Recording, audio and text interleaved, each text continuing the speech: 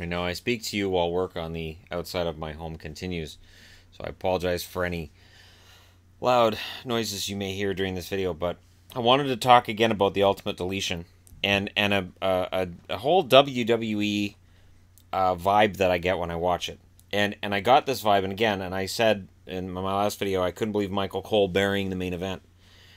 Now, we all remember Tony Schiavone saying, "Ha, that'll put butts in seats," or butts in the seat about Mick Foley winning the WWE title.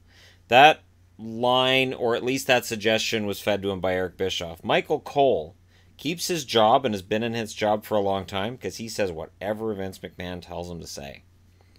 So that line about this is obnoxious and stupid and ugh was because Vince McMahon didn't have faith in it. I think he kind of saved it till the end of the show. He may have saved it till the end of the show because we may have thought, geez, where do we put this? This is just so not what I want to do.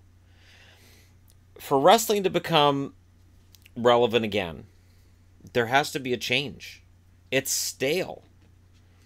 It's when you see Brock Lesnar against Roman Reigns, there's a feeling of, well, again? And now rumors have leaked out that after WrestleMania that he's going to be in a feud with Samoa Joe. And all I think when I hear that is, well, everybody's going to cheer for Joe. Joe's one of the most over wrestlers on the roster. Everybody's going to cheer for Joe.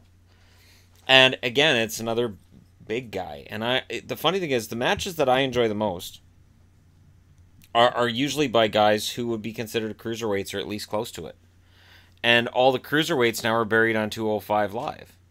Every time I hear, oh, coming to the roster, and then I see debuting on 205 Live, I go, oh, really? Hideo Itami, who's like fun to watch, injury prone, but fun to watch. You're going to stick him on 205 Live just because he happens to be below a certain weight? That sucks. Because he's a really good wrestler and now people won't find out. It's a bizarre issue WWE has because look at the women, right? Alexa Bliss is going to fight Nia Jax.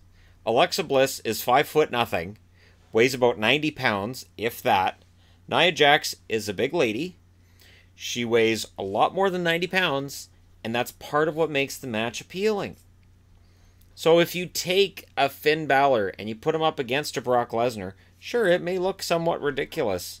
But if you make Finn Balor look legitimately tough against Brock Lesnar, or Brock just can't pin him, Brock beats the hell out of him, just can't get the pin, F5 after F5, and Finn keeps kicking out, you can make Finn look pretty legit badass. But WWE slipped back kind of into the 80s. In the 80s, it was the bigger, the more muscular guys who got over and got the titles. And there's something of that going on with Raw. Not as much on SmackDown. SmackDown still seems to be the best workers for the most part, and Miz on Raw as IC champion is fine with me because Miz is a very good worker. He's clearly a very good company guy. Never says anything bad about the company. And there are times where he has insulted members of the roster, and I've kind of felt like Vince will like that because I don't think Vince likes that guy either.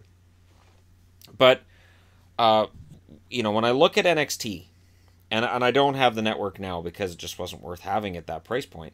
Not when I can get the movie channels and still save money. But NXT has it right where you will have a Lars Sullivan. You will have a bigger guy who kind of runs roughshod over things. But at the title level, you have battles between the guys who should be the best wrestlers. And it's not so much about their size. Part of what drives me nuts, and I know Braun Strowman's over right now, and everybody loves Strowman, and if it was Strowman against Lesnar, everybody would love that main event.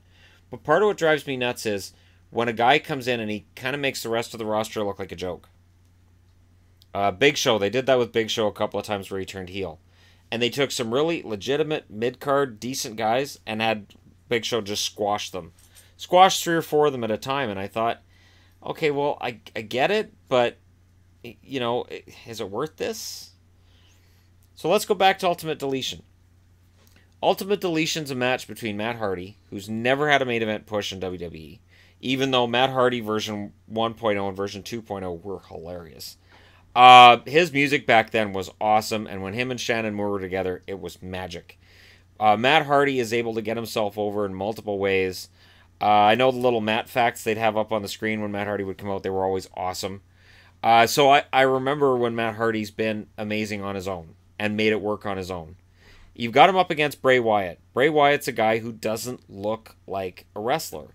But he looks like a guy that if you ran into him, you bumped into him in a bar, could break a bottle over your head and might just clean your clock. Sort of that same as the Kevin Owens look. Big guy. Not, particularly wrestler shaped like Roman and Brock. Although Brock's kind of not in the same shape he was 15 years ago either, but who is? I'm looking at myself. The interesting thing to me, though, is that here's Bray, a guy who legitimately should have been champion for far longer than he was. He was a transition champion, and that's so sad because Bray Wyatt and the Wyatt family should have been this feared faction, and it's never really worked. So here's Bray, here's Matt in a main event that they fashioned themselves, and here's WWE crapping on it.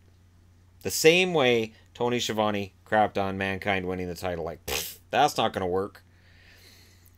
Wrestling promoters can lose touch with the fans. Just like Eric Bischoff underestimated what Mick Foley winning the title would do for WWE's brand.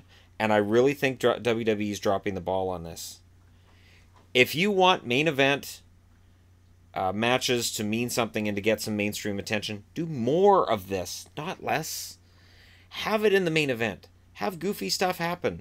You don't have to have blood and guts and women wrestling and gravy and bra and panty matches to make people come back. The Attitude Era, what made it work was there was a realism to it, and there were a lot of guys who could win on any given night. There were a bunch of legit main event talents. This brings me back to the Brock Lesnar thing, which is related to the Ultimate Deletion. Who's a threat to Brock Lesnar? Roman. Who else? Okay.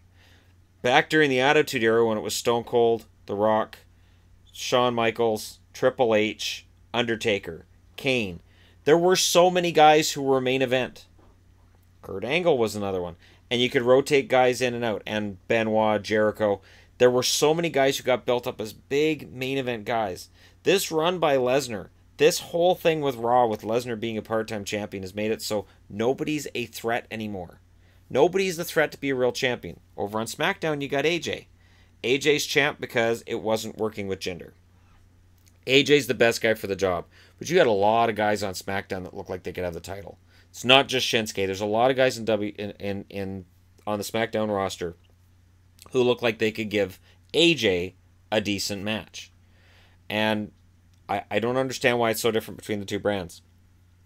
And yet SmackDown's ratings have been hurt because their writing is baffling. So they've got the better roster, but the writing is just bad, and they've ruined Becky Lynch, and don't even get me started on that. But, Becky needs to go back to Raw and just get reinvented of some sort, and go back to the steampunk. Whatever outfit she was wearing at the last pay-per-view doesn't flatter. Well, she looks great, but it just doesn't look right. Anyways, you've got this main event with two guys who could legit be main event. They really could in both Matt Hardy and Bray Wyatt, and they're burying it even though it's main event. And I'll be interested to see what they do this coming week, because there was a lot of talk about the Ultimate Deletion. Now, is Bray going to be reincarnated as something brand new? Is he going to be Brother Bray to Matt and Brother Nero? Are they going to let Jeff come out? Is Jeff going to get suspended? Or are we going to have Woken Matt, Brother Nero, and then Brother Bray, or something else? Or maybe he'll be Sister Abigail? And this could actually work. There's so many ways they could go with it, but it's really going to come down to Vince. Can Vince let them do what they feel they need to do? I think of Chris Jericho in WCW. And Chris Jericho would be told by Eric Bischoff, look, we're going to give you this amount of mic time. Go in and say whatever you want to say and basically ignore it. And that's how the whole Greenberg-Goldberg feud got going. One that Jericho made out of thin air, and he had the fans buying it. If you give a wrestler a microphone and say, look, we're giving you this amount of time, talk about whatever you want, they can make magic happen.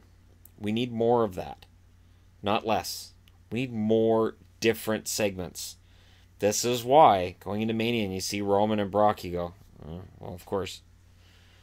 And yet AJ and Shinsuke are going to steal the show. It's going to be the best show of the night. And that match is going to steal it. It's going to be fantastic. I think Alexa and Nia could be fantastic, and Charlotte and Asuka could be absolutely amazing too.